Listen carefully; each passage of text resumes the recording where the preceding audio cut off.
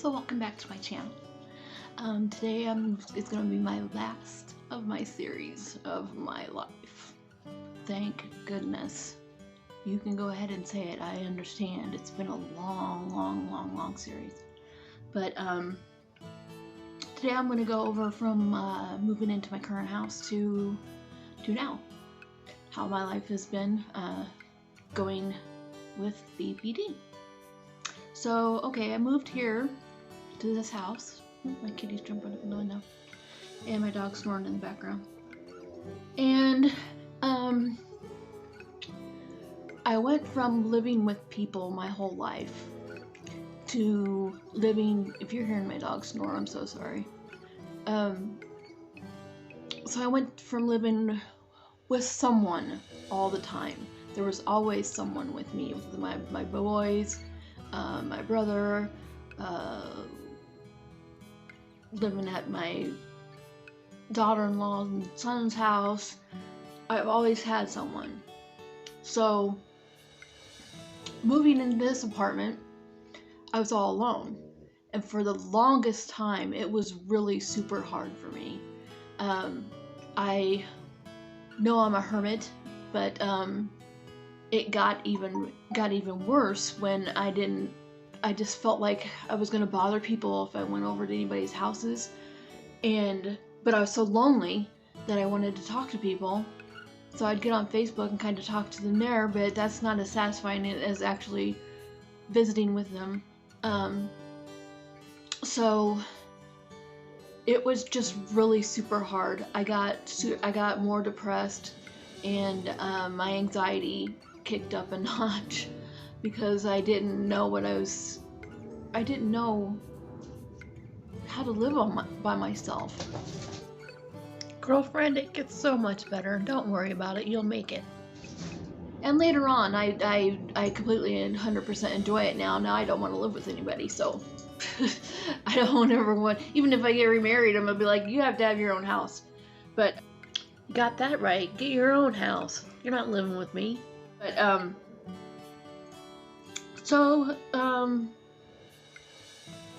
yeah, it started. That's when my anxiety and stuff probably started to get the worst.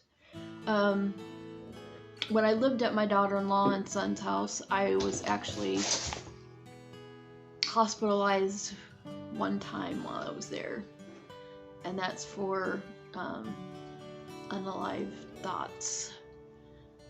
Even though I was extremely happy being there, that's what I couldn't understand. But anyway, I don't know why my camera turned off, but I didn't know why I was so sad when I was surrounded by my family and my grandson. But I still was. I was still super depressed. I was on the wrong medications. I think it had to do with a lot of the medications. But, so I was working at Walmart then, and, still working there. And it happened one night, and it was a dreary night, that I took my dog out for a walk, my dogs, and I have them on leashes. I have one on leash, the little one just follows us around.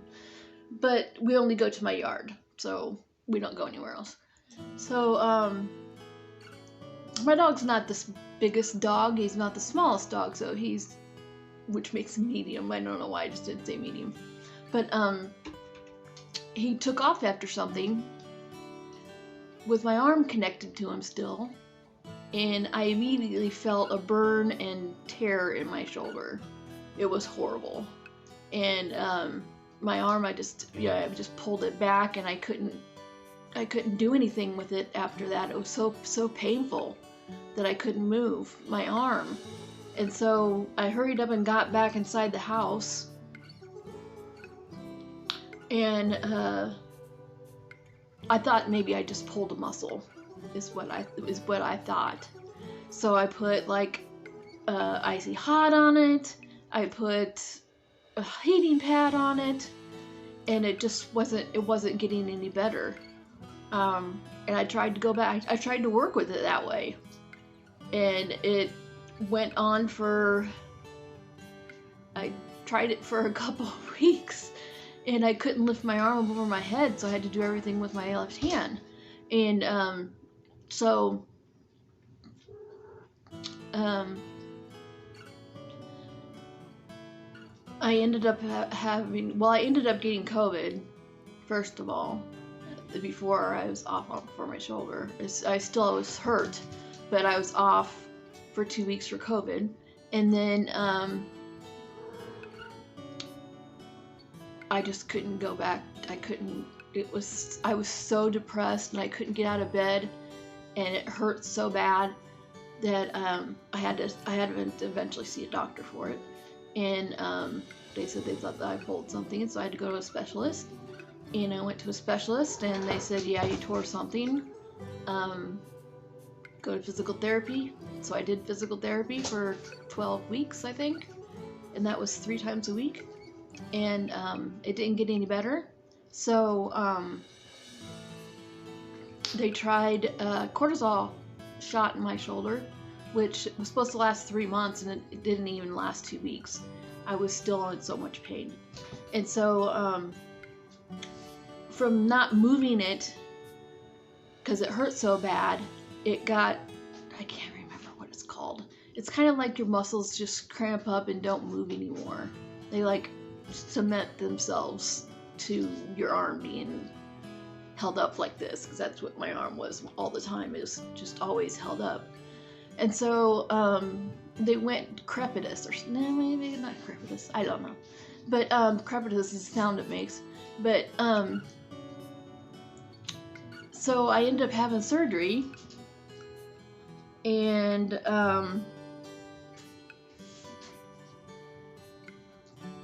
I was off for like 6 months. It just wasn't getting any better with it, and I tried physical therapy. I tried everything, and I still barely can lift up anything like 5-10 pounds with my arm, and that's painful. So that I was off for 6 months, and I still couldn't like pick up my arm. So I continued my leave out of work, and for depression, I couldn't even get out of bed. I didn't want to get out of bed. I didn't want to take a shower. I didn't want to brush my teeth. I didn't want to do the dishes. I didn't even want to take my dogs out walking. I'd have to force myself to take them out, and sometimes I just wouldn't. And then I'd have to clean up messes, which was my own fault, but I don't know. I could not bring myself to get out of bed. Wasn't eating. I was drinking some, so I kept hydrated. But it was really bad. And I'm being a Debbie Downer again.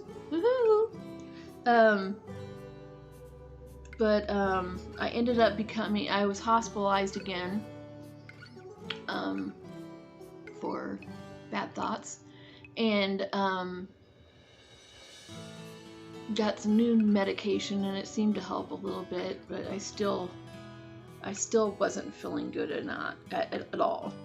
And then my agoraphobia got really super bad. And if you don't know what that is, that's the fear of like things are going to be horribly, or you're going to get hurt or whatever, and you don't want to go outside because you have a fear of something hurting you.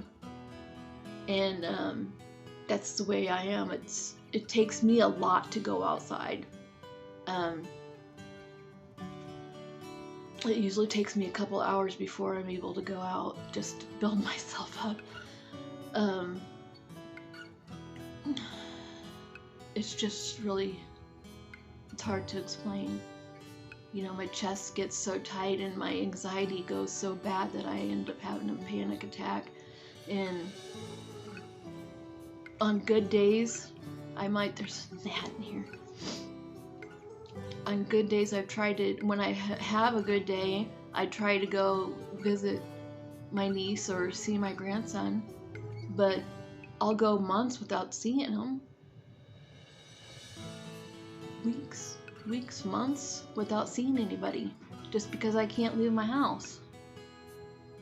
So I ended up applying, because I was getting government funds to help me with my rent and everything. So they helped me apply for disability. And so that took forever and ever and ever. And yeah, it just took forever before I even heard anything from him. But at this time, I'm got in touch with my psychiatrist that I'm seeing now, and she has worked really hard on getting my medication straight, and I can at least get out of bed and do stuff now. So that's a huge improvement. So yeah, I'm talking way too much. But anyway, so she got me on, it was touch and go on medications. So yeah, it was ended up being denied for my disability. So ended up appealing it, and with the help of my government assistance lady. And then I don't know how long I'm going here, but I don't want to break this up into another thing, but I ended up meeting Bale, which is a guy that I met online, and right away we hit it off. We were talking every day.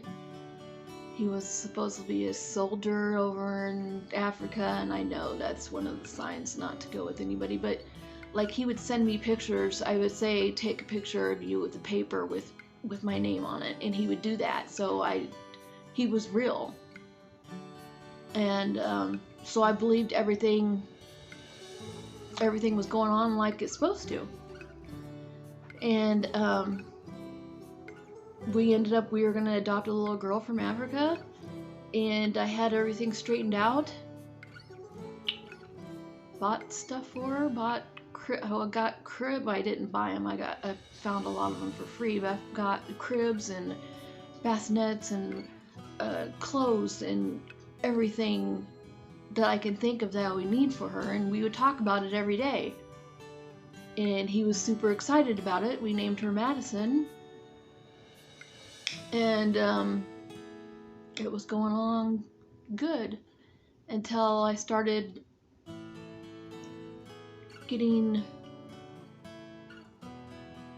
I got a statement for a credit card that I did not open. And I talked to him, and he said, "Oh, don't worry, because my credit is horrible." I said, "First of all, how did they approve me to get a credit card?" And he said, "Don't worry, I put it under my account. That's how it got, because he's the one that applied for it. I did not. He applied for it, and which I should be going to the police for, I know, but it's a long story. And he said he put it under his credit card, so I was just like a second card holder. That's all it was. It wasn't my credit. It was all under his. I didn't have anything to worry about. So I was like, okay, whatever. And he ended up putting $6,300 on the credit card, and I found out it was not his credit card. It was my credit card. So our relationship tumbled and ended in despair. I couldn't get my daughter. I couldn't do anything that we had planned because I couldn't trust him again. And he swore he was going to pay my card off. He swore, I swear I'm going to pay your card off. It just won't let me in because I'm a different person. It won't let me in to pay your credit card. he just said all this stuff, and I made him send a second picture of him, and he did. And I just trusted him that he was going to pay for it, but he never has. He never has. He still said he was going to, but since I wasn't going to talk to him anymore, that he wasn't going to help me. I was just out of luck. So, oh, hello, baby. I have a credit card now that I had to pay for that I can't. I can't even afford to pay for my own rent. How am I going to pay for a credit card? So, I had a really bad 3 months after that. I was back to not getting out of bed. I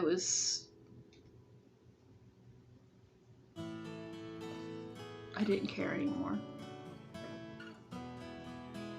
I didn't shower. I didn't do dishes. I didn't do anything.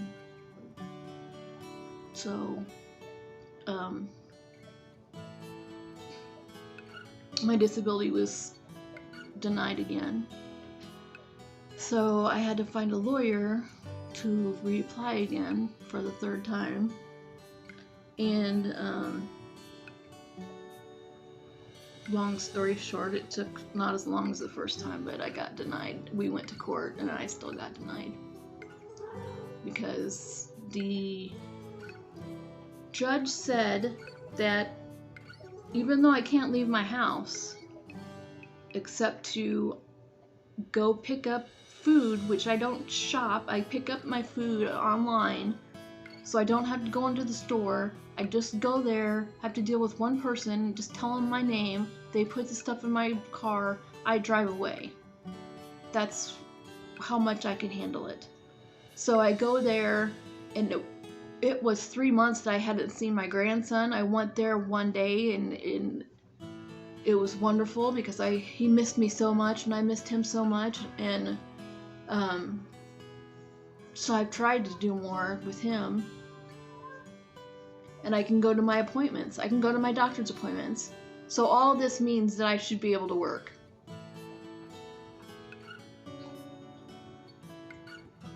It has nothing to do with whether I can work or not. I still can't leave my house. How am I gonna work? I don't know. So now I have to figure out something else. I have to find a job where I can be at home, but I don't have a laptop. I don't have most stuff that you need to have a job at home. So that's the end of my story. It wasn't a good one, but it's mine.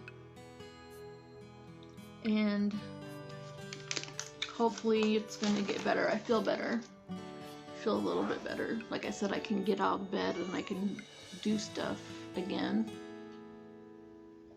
So I've been trying to every day do chores. A chore, at least. And I shower. Still not as much as I should. If I don't have to go anywhere for a week, then I don't shower for that week, because why? I'm not around anybody. I know that's probably gross, but it's the truth. But thank you for coming to my channel. If you'd hit subscribe and give me a like, this is the last of the horrible, depressing videos that I'm going to do, hopefully. I'm still going to talk about BPD and my life on it, but not as intensely as I did these last 5. So thank you for everything so far. Love you. Bye. So I'm back real quick. It's gonna be at the end of my video, but I just wanted to tell you that I'm gonna be going over what it's like to have BPD. Divorced now. Let me see what it's like.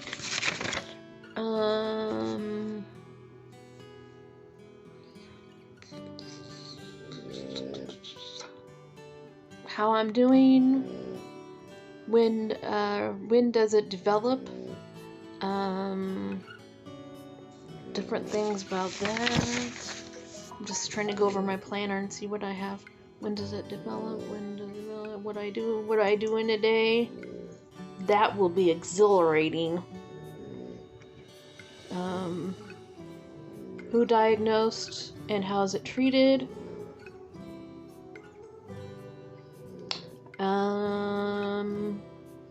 I was at first diagnosed with, I was bipolar. They told me I was bipolar. And then,